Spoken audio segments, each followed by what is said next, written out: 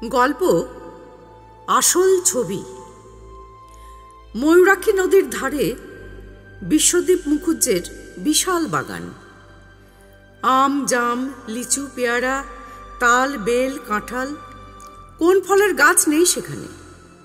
তার সঙ্গে আছে শাল, সেগুন, বট, অশ্বত্থ, এইসব বড় বড় গাছ। এদের ছায়ায় দিনের বেলাতেও ঘন অন্ধকার। একলা ঘুরতে গা ছমছম করে। বিশ্বদীপ মুখুজ্জে কলকাতায় থাকেন, মাঝে মাঝে চলে আসেন বাগান বাড়িতে। বাগান বাড়ি অবশ্য এটাকে ঠিক বলা যায় না, কারণ বাগানে ঢোকার মুখে 2 কামরার 2টো ঘর, 1 চিলতে রান্নাঘর আর একখানা বাথরুম নিয়ে একটা ছোট্ট বাংলো। বাংলোর কেয়ারটেকার বাবুরাম একটা ঘরে ফ্যামিলি নিয়ে বাস করে। ফ্যামিলি বলতে বাবুরামের বউ কমলা আর 7 বছরের মেয়ে ফুটকি।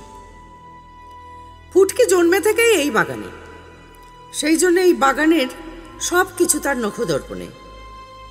সব পাখির নাম না জানলেও চেনে সবাইকে। কোনো পাখির নতুন ছানা হলে ওরই দায়িত্ব যেন বেড়ে যায়।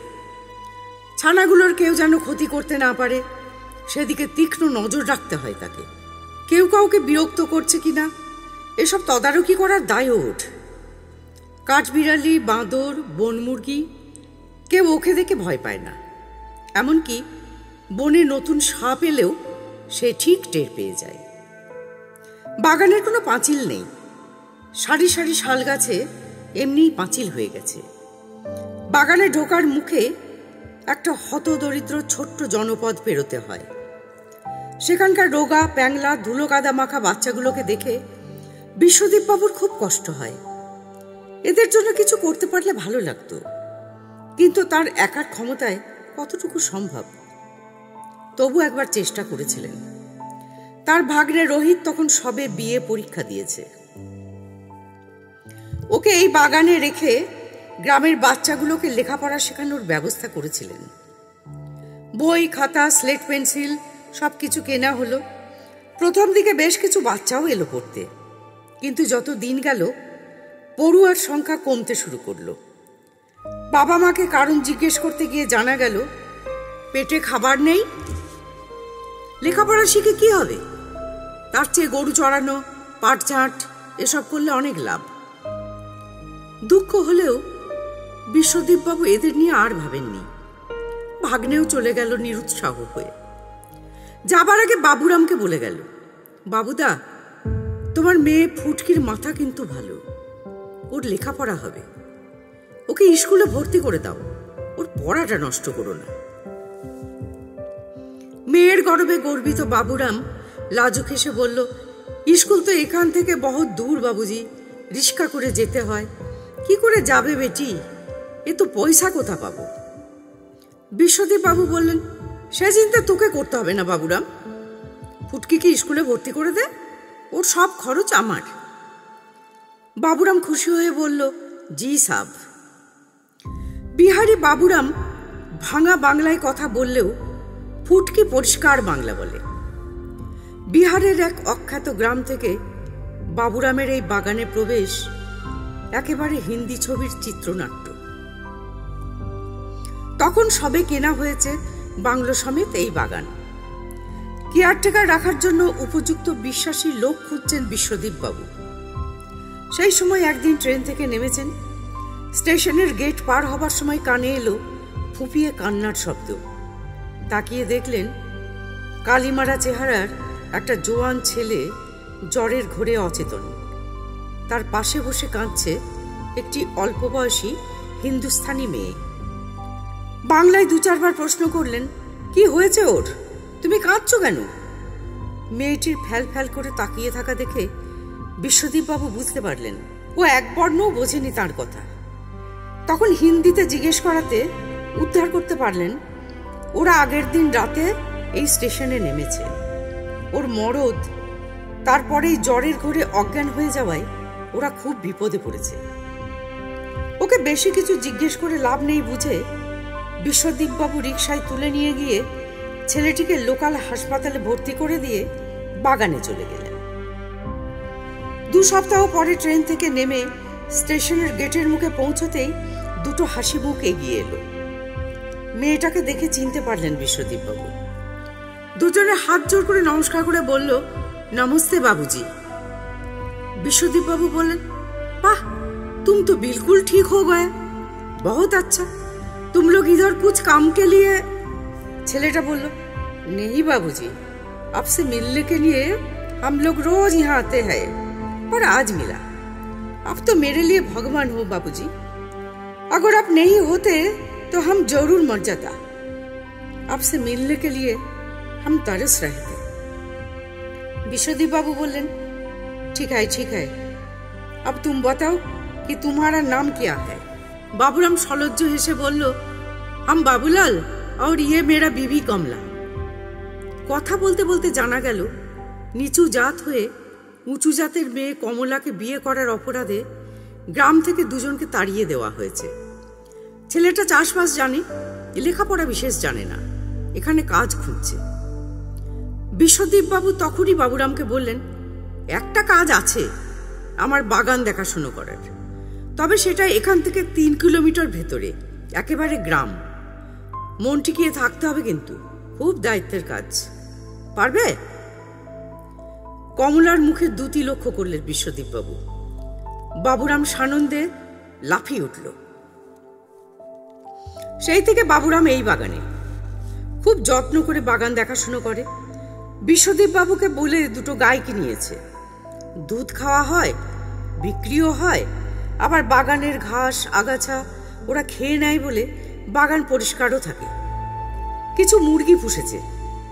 বাংলোর সামনে কিছুটা জায়গা বেড়া দিয়ে ঘিরে শাকসবজি চাষ করে। দেশ, সমাজ, আত্মীয় স্বজন সব ছেড়ে এত দূরে এসে ওরা দিব্যি মানিয়ে নিয়েছে। দেশে যাবার কোনো টান নেই বলে ছুটি বলেও কিছু নেই বাবুরামের। একদিন বিশ্বদীপ বাবু জিজ্ঞেস করেছিলেন, এই বাবুরাম, তোদের বাড়ি যেতে ইচ্ছা করে না? মা বাবার সঙ্গে দেখা করতে, খবর নিতে ইচ্ছা হয় না? মাথা নিচু করে বাবুরাম বলেছিল, না বাবুজি, ইচ্ছা হয় না। কমলার মা বাবা, আমার মা বাবা সবাই তো চেয়েছিল আমরা মরে যাই। কি করে যে এখানে এসেছি সে কথা ভাবতে বসলে এখনো বুকের ভেতরটা টনটন করে বাবুজি। আপনার হাতে আমার বাঁচা ছিল, তা না হলে দুজনে মরেই যেতাম। বিশ্বদীপবাবু আর কথা বাড়াননি। এই বাগানে ওদের রাখাকে কেন্দ্র করে কত রকম কথা শুনতে হয়েছে তাকে। তার স্ত্রী শ্রীমতী তো তীব্র প্রতিবাদ করে বলেছিলেন, তোমার মতিভ্রম হয়েছে, স্পষ্ট বুঝতে পারছি।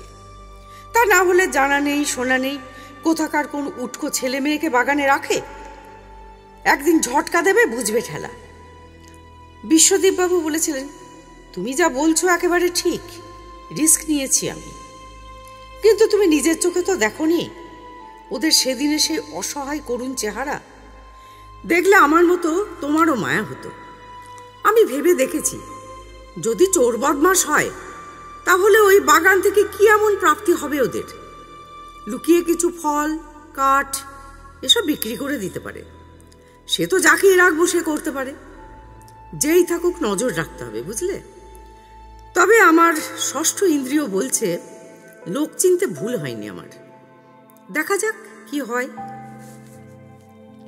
যাই হোক, 6 মাসের মধ্যে প্রমাণিত হয়ে গেল লোক চিনতে সত্যিই ভুল হয়নি বিশ্বদীপ বাবুর। বাবুরামের সব দিকে কড়া নজর, ফুটকিও তাই হয়েছে। অনেক সময় লাগোয়া গ্রাম থেকে ছোট ছোট বাচ্চারা ঢুকে পড়ে এই বাগানে। ফুটকি তাদের কড়া ভাষায় বলে, শোন, তোরা বাগানে ঘুরে বেড়া, খেলা কর, তাতে ক্ষতি নেই। জন্তু জানোয়ার, পশু পাখি এদের কিন্তু বিরক্ত করবি না, এরকম করলে আর ঢুকতে দেওয়া হবে না বাগানে।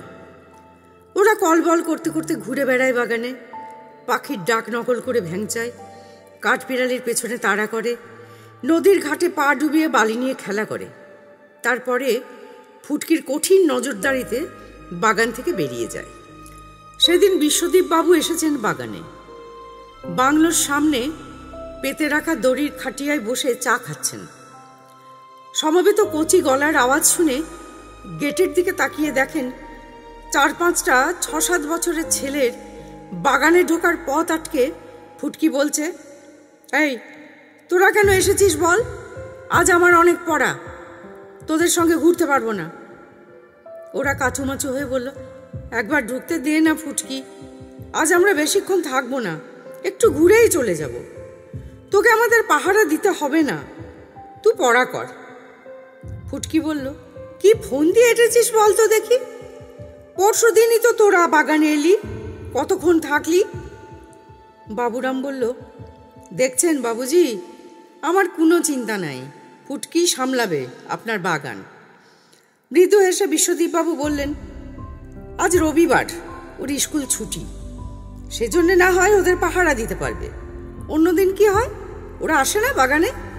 কমলা বলল, ও বাবা, ফুটকির কড়া শাসন, ও না থাকলে ওরা বাগানে ঢুকতেই পারবে না। তবে ওর স্কুল তো সকালে, তারপরে সারাদিন তো ও বাড়িতেই থাকে। শেষ পর্যন্ত দেখা গেল ফুটকির তত্ত্বাবধানে বাচ্চাগুলো হই হল্লা করতে করতে বাগানে ঢুকে গেল এবং ছুটতে ছুটতে মুহূর্তের মধ্যে কোথায় অদৃশ্য হয়ে গেল। এরপর বাবুরামের সঙ্গে কথাবার্তায় হিসেব নিকেশে ব্যস্ত হয়ে পড়লেন বিশ্বদীপবাবু। আবার ক্যালব্যাল শব্দ কানে আসতেই দেখতে পেলেন সেই বাচ্চাগুলো আসছে, সবার আগে ফুটকি। গেটের কাছাকাছি হতেই বিশ্বদীপবাবু চেঁচিয়ে বললেন, ফুটকি, তোর বন্ধুদের নিয়ে আয় তো আমার কাছে। পরিষ্কার দেখতে পেলেন বন্ধুদের মুখ ভয়ে শুকিয়ে গেছে। বিশ্বদীপবাবু বললেন, আয় আয় আয়, তোদের কোনো ভয় নেই, বকবো না, মারবো না, শুধু কথা বলবো। ধীর গতিতে ওরা এসে বিশ্বদীপবাবুর সামনে দাঁড়ালো। বিশ্বদীপবাবু জিজ্ঞেস করলেন, বাগান ঘোরা হয়ে গেল তোদের? সবাই ঘাড় নেড়ে জানালো, হ্যাঁ। কি জরুরি কাজ ছিল তোদের আজ বাগানে? ওই তো ফুটকিকে বলছিলি, তখন শুনতে পেলাম। ওদের আমসি মুখ দেখে বিশ্বদীপবাবু বললেন, এই তোরা এত ভয় পাচ্ছিস কেন বল দেখি? কোনো বাজে কাজ করেছিস? এই ধর, ঢিল ছুঁড়ে পাখির বাসা ভাঙা, অকারণে জন্তু জানোয়ারকে বিরক্ত করা, এইসব। ওরা আবার ঘাড় নাড়ল। বিশ্বদীপবাবু বললেন, খারাপ কাজ না করলে বলতে ভয় পাচ্ছিস কেন? সত্যি কথা বললে সবাইকে একটা করে পেয়ারা দেওয়া হবে, আর তা না হলে আজ আর ঘরে ফিরতে পারবি না, কিন্তু এখানেই আটকে রাখবো। কাঁদুক তোদের মা, খুঁজে মরুক। ফুটকি বলল, এই নাকু, বলে দে না তোরা কেন এসেছিলি। আমি বলবো জেঠু? বিশ্বদীপবাবু বললেন, না, ওদের কাছে শুনবো। নাকু বলল, আমরা পরশুদিন একটা খারাপ কাজ করেছিলাম বাবু। কিরকম? ওই দিকের ওই বড় গাছটায় কাঠবিড়ালির 5টা ছানা হয়েছে। আমাদের গাঁয়ের ধনা মাস্টার আমাদের বলেছিল এই বাগান থেকে একটা কাঠবিড়ালির ছানা এনে দিতে, ও পুষবে, তার জন্য আমাদেরকে 10টা টাকা দেবে। আমরা পরশুদিন বাগান থেকে একটা কাঠবিড়ালির ছানা নিয়ে ধনা মাস্টারকে দিলাম। ধনা মাস্টার সঙ্গে সঙ্গে ছানাটাকে খাঁচায় ভরে নিয়ে বলল, টাকা পরে দেবো। আমরা বললাম, বারে পরে কেন, কত কষ্ট করে আমরা এটা এনে দিলাম। ধনা মাস্টার রেগে গিয়ে বলল, দেবো না, যা কি করবি কর। আমাদের খুব দুঃখ হলো কাঠবিড়ালির ছানাটার জন্য। ওর মা ওকে না পেয়ে কত কান্নাকাটি করছে, আর আমরা একটা বদমাস লোককে দিয়ে দিলাম ছানাটা। আমরা তক্কে ছিলাম কোন ফাঁকে কাঠবিড়ালিটাকে উদ্ধার করা যায়। আজ সকালে এক ফাঁকে ওদের বাড়ি থেকে না ছানাটাকে বের করে এনেছি। ওর মায়ের কাছে ওকে ফেরত দেবার জন্যে এখন বাগানে ঢুকেছিলাম বাবু। ওর মাকে পেলি? হ্যাঁ বাবু, ওর মাকে পেয়েছি। সব কাঠবিড়ালি তো একরকম দেখতে, চিনলি কি করে ওইটাই ওর মা? চিনলাম তো। ছানাটাকে যেই ওদের ডেরার কাছে ছেড়ে দিলাম, কিচমিচ কিচমিচ করতে করতে ওর মা বেরিয়ে এসে আদর করে ওকে নিয়ে গেল। একটা কথা বল, 10টা টাকা পাবি বলে কাঠবিড়ালি আর ওর ছানাকে এত কষ্ট দিলি? কি করতিস তোরা ওই 10 টাকা যদি পেতিস? এক প্যাকেট বিস্কুট কিনে সবাই মিলে খেতাম বাবু। বিশ্বদীপবাবুর বুকে কে যেন হাতুড়ির ঘা মারল। এক প্যাকেট বিস্কুট! তিনি পকেট থেকে একটা 20 টাকার নোট বের করে নাকুর হাতে দিয়ে বললেন, যা বিস্কুট কিনে খা, আর কখনো কাউকে এমন কষ্ট দিবি না। বাবুরাম, আজ পেয়ারা পাড়া হয়েছে না, দাও এদের একটা করে দাও।